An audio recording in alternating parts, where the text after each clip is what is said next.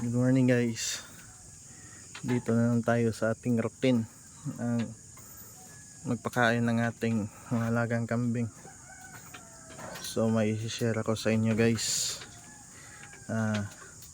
Sa 3 buwan ko na pag-aalaga ngayon ng kambing guys, may na-realize ako guys ng isang bagay na dapat malaman ng nagpaplano ng mag-alaga ng kambing.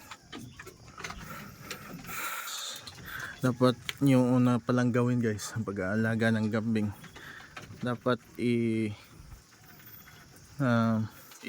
nyo na ang pagkukunan nyo ng pagkain guys. Saan kayo kukuha ng pagkain?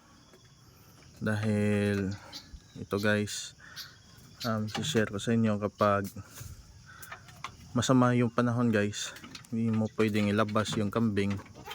Kailangan mo lang ilagay dito sa loob ng kanilang kulungan. Kailangan mo talaga silang pakainin, bigyan ng pagkain. At ang na-realize ko guys, kung yung nasa palibot nyo kulang-kulang kayo sa pagkain guys, sa pagkain nila, pagkukunan ng pagkain, magkakaproblema talaga kayo.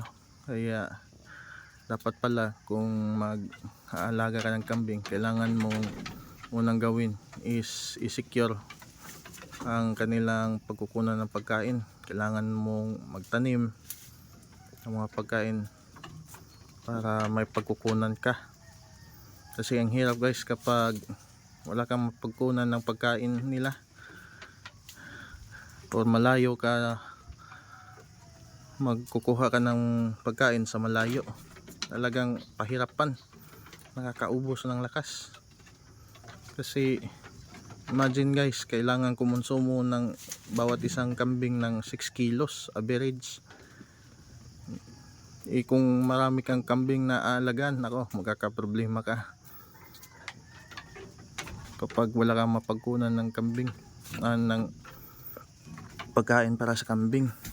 Kaya sa mga nagbabalak na mag-alaga ng kambing, dapat magtanim na kayo ng mga pagkain na pwede nilang kainin. Tulad nito, ayan, mga madrikakaw, pwede din mga malunggay, madre de agua. Buti na lang dito sa atin guys, marami tayong pagkukunan kasi nandito tayo sa bukid. Pero kailangan pagsikapan mong kumuha, nakakapagod din. Kaya mas magandang magtanim ka ng mga pagkain nila malapit lang sa kanilang kulungan, para di ka na kailang kumuha pa sa malayo, dito lang sa malapitan. So yun ang narealize ko guys sa pag-aalaga ng kambing. Sa 3 buwan ko na pag-aalaga, kailangan pala i-secure yung mga pagkain na kailangan nila. So yun guys, ito na, nag-iwan na tayo ng pagkain nila kasi papasok pa tayo sa trabaho.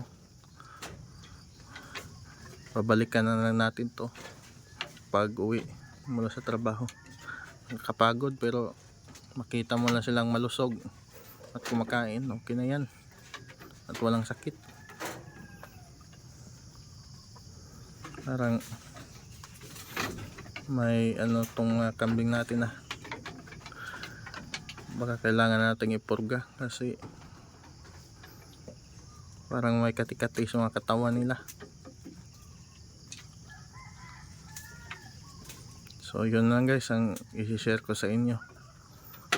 I-secure niyo yung pagkain bago kayo mag-alaga ng kambing.